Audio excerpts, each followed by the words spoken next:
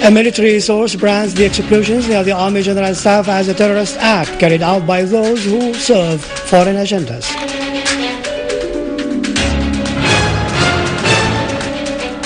Our armed forces deal a severe blow to terrorists in Aleppo, Homs, Hama and Al-Raqqa.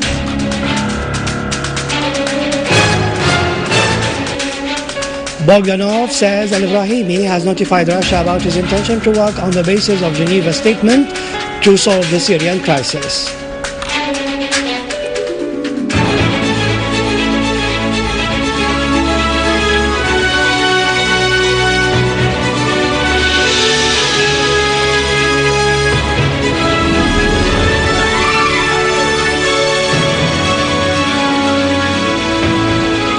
Good afternoon, ladies and gentlemen. Welcome to our news for today. An official military source has said that the armed terrorist groups who execute foreign agendas carried out this morning a new terrorist act, detonating 2 suicide cars and an explosive device near the Army General Staff building, causing fire and material damage to the building and injuring several guards. The source pointed out that this terrorist act has coincided with random shooting by some terrorists in the area surrounding the building and nearby streets to spread panic among civilians.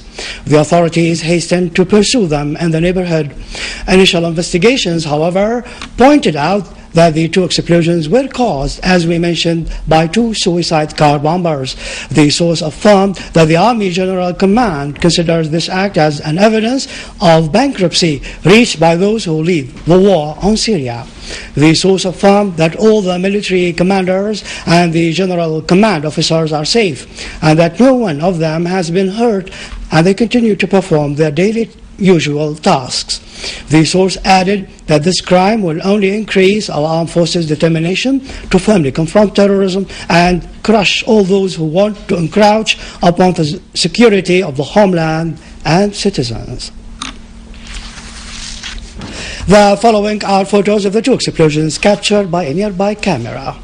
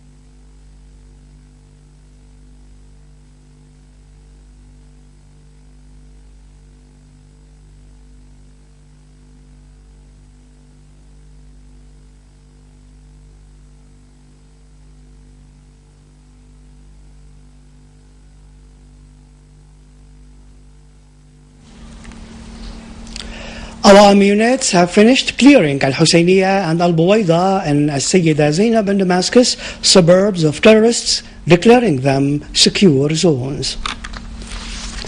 Our armed forces have continued to clear Aleppo and neighboring areas from the armed terrorist groups, inflicting on them heavy losses. An army unit today killed and wounded a large number of terrorists in the industrial zone in Sheikh Najjar. Also in Aleppo, army units liquidated large numbers of terrorists near Al-Sabbagh school and the vegetable market in Bustan al-Qasr quarter and near Yarmouk school in Al-Kallasa.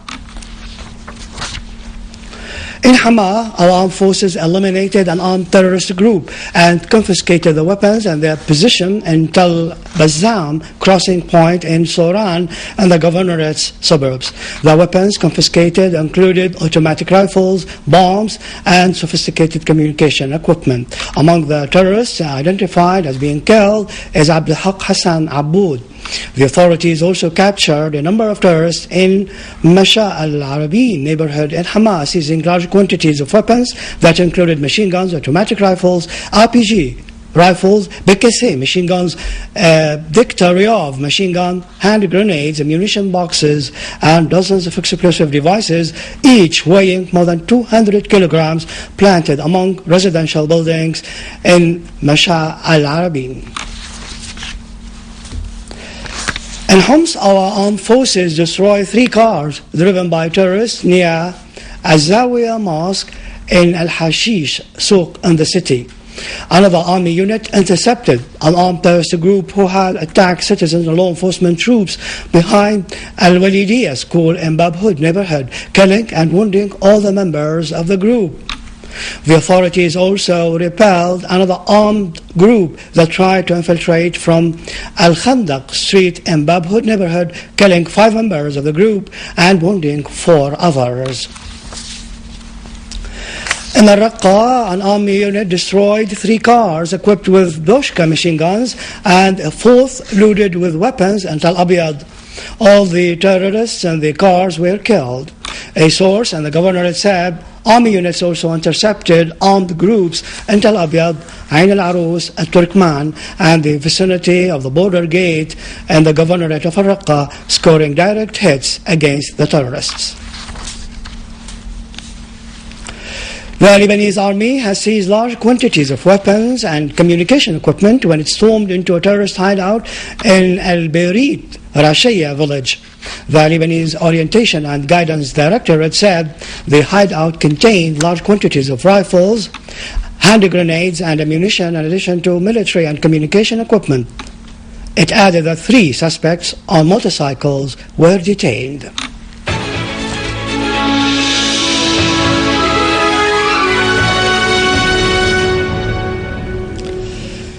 Russian President Vladimir Putin affirmed in Moscow that it is illegal to use force outside the UN jurisdiction. He pointed out that the world cannot act without relying on international law, adding that the UN covenants cannot be replaced by unilateral action because such attempts might threaten world peace and stability. Deputy Russian Foreign Minister Mikhail Bogdanov said that the UN envoy to Syria, al-Akhdar al-Ibrahimi, has stressed to the Russian Foreign Minister Sergei Lavrov during their meeting on the sideline of the UN General Assembly that he would work on the basis of Geneva statement to resolve the crisis in Syria, hoping to benefit from this statement with utmost efficiency. Deputy Foreign Minister also asserted that his country welcomes any visit by al-Ibrahimi, explaining that Minister Lavrov told al-Ibrahimi that Moscow was ready to receive him at any time. Mr. Bogdanov pointed out that al-Ibrahimi, as an experienced person, starts his work to resolve the crisis in Syria by collecting information and some impression so that he would form specific ideas that he can carry out to Russia. The 67th meeting of the UN General Assembly continued in New York today. U.S. President Barack Obama praised the so-called Arab Spring, which is funded by the West, causing thousands of victims. For his part, the ruler of Qatar called for sending Arab troops into Syria to force it to surrender. In Iraq, finally, 5 people were killed, including 4 policemen and 2 bomb blasts in Babel, and the 3rd near Balad, north of Baghdad. Iraqi sources said that 1 civilian and an officer, along with his 2 guards, were killed, while 2 policemen were injured in 2 roadside bombs that targeted his vehicle while he was on his way to work in Babel. Another explosive device was detonated at a police checkpoint, killing a policeman and injuring another in the area of Yathrib, near Balad, north of Baghdad. With this, we conclude our news bulletin for today. Thank you for listening. Have a nice day.